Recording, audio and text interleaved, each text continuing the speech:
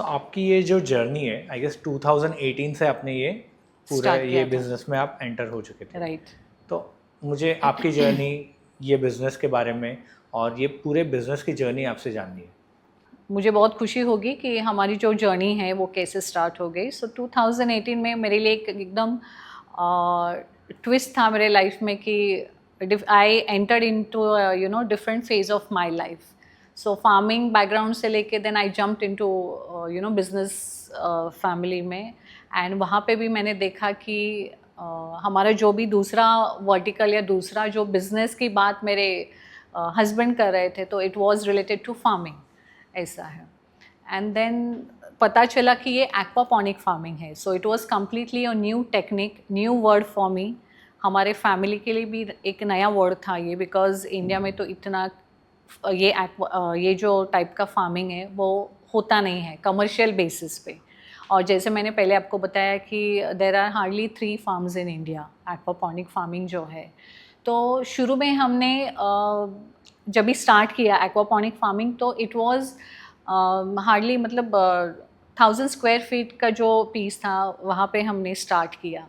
तो वहाँ पे हमने बहुत सारे different types of exotic salad greens जो होते हैं वो हमने उगाए।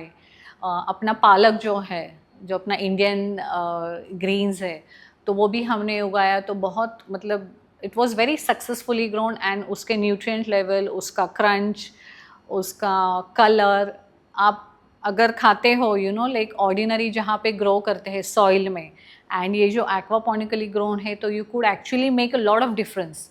इतना डिफरेंस था कि ये जो पालक हम लोग उगाते थे इतना बड़ा बड़ा एंड पूरा क्रंची, मतलब आप स्टेम तक भी उसको पकड़ते थे तो इतना आप तोड़ोगे तो लिटरली पानी बाहर आता था, इतना वाटर कंटेंट था उसमें। So it was so fresh, so crunchy and full of मतलब जो न्यूट्रिएंट्स आपको चाहिए। एंड कोई भी लाइक, मैं तो पालक की बात कर रही हूँ, but then other salad greens also आप कोई भी लेते हो लाइक सैलेड्स बनाने के लिए या वॉट एवर, तो वो भी इतने फ्रेश रहते हैं कि बिल्कुल ऐसे मुरझाए नहीं, कि they stay fresh for more than 15 days also. तो अच्छा, हमने 15 डेज? या मोर देन 15 डेज, बिकॉज ये हमने ट्राई भी किया है। क्योंकि मार्केट से हम लोग लेके आते हैं या तो हार्डली 1-2 दिन में वो मुरझा जाते मुरझा हैं, जाते फ्रिज में रख के भी मुरझा जाते हैं। Yes. So that is very important ना, कि ये सोर्स कहाँ का है। जैसे हम लोग अभी बोलते हैं कि चलो मैंने आज ग्रीन सब्जी खा लिया तो मुझे पूरा I am healthy, I am fit, मुझे सब कुछ मिल गया, आयरन मिल गया या what ever nutrients my body is requiring, मुझे वो सब मिल गया। बट ऐसा नहीं होता है, it is a myth. See, I am not saying कि मिलता नहीं है, मिलता रहेगा, बट टू व्हाट एक्सटेंट।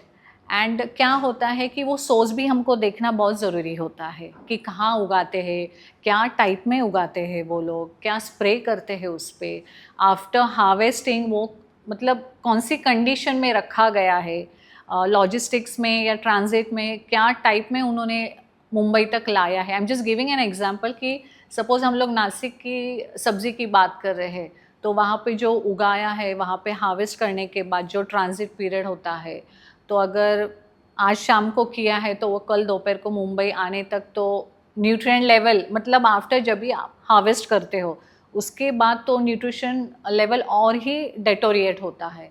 तो इतने घंटों के बाद जब भी वो मार्केट में आता है जैसे मुंबई तक, तो वहाँ से जब भी हम लोग परचेस करने के लिए जाते हैं, तो वो भी एक टाइम होता है, मतलब harvest till until you cook it, तो आपको कितना न्यूट्रिशन मिलता है उसमें, वो भी हमको देखना चाहिए। बिकॉज ये जो हमारा चल रहा है कि नहीं मुझे सब कुछ मिलता है, मैं सब हेल्दी खा रहा हूँ एंड ऑल, बट एक्चुअली जो टाइम स्पैन होता है right from harvest until you cook and eat it, जब तक आप खा रहे हो तब तक कितना न्यूट्रिशन लेवल डेटोरिएट होता है वो हमको पता नहीं होता है। एंड ठीक है, आजकल लोग इतने बिजी हो गए हैं, सबको इतना टाइम भी नहीं है कि बाबा इतना टाइम का वैल्यू कौन देखेगा कि कभी वो चेक हार्वेस्ट किया करते है या बैठना। क्या सोर्स है। हमको फ्रेश दिख रहा है बस, दैट्स इट। फ्रेश जो आँख को दिख रहा है वो अच्छा लग रहा है, हम लोग लेके आ रहे, कुक कर रहे, खा रहे, that is just the mental satisfaction we are holding कि चलो जो भी हम लोग खा रहे फ्रेश दिख रहा है तो खा रहे। बट यू नेवर नो कि वो कहाँ से आ रहा है, कैसे कंडीशन में आ रहा है, कितना आपको न्यूट्रिशन मिल रहा है। तो at this point of time we would say कि ये जो एक्वापॉनिक फार्मिंग है, तो यहाँ पे हम लोग 100% आपको जो न्यूट्रिशनल वैल्यू है एज इट इज़ इंटैक्ट आपको मिलता है, because the way we grow, जैसे मैंने आपको बोला कि जो हम लोग सीडिंग वगैरह करते हैं, जो छोटा सैपलिंग्स तैयार करते हैं, वो हमारा खुद का छोटा सा यूनिट है वहाँ पे, तो वहाँ पे हम लोग खुद करते हैं। तो ऐसा पीरियड होता है एक्वापॉनिक में कि एक बार थोड़ा सा 2 इंच वगैरह ग्रो हो गया कि वो ट्रांसप्लांट करना पड़ता है वाटर बेड्स में, जो मैंने आपको DWC बोला, या ग्रो बेड्स होते हैं या वीकिंग बेड्स होते हैं। अलग अलग टाइप के कैटेगरीज है एक्वापॉनिक फार्मिंग में, जहाँ पे अलग अलग पौधे लगाए जा सकते हैं। जैसे बेल पेपर वगैरह है, तो बेल पेपर डायरेक्टली पानी में तो नहीं आएगा, पानी में नहीं होगा वो, बिकॉज उसको थोड़ा सा उसके रूट्स को होल्ड करने के लिए सॉइल चाहिए रहता है।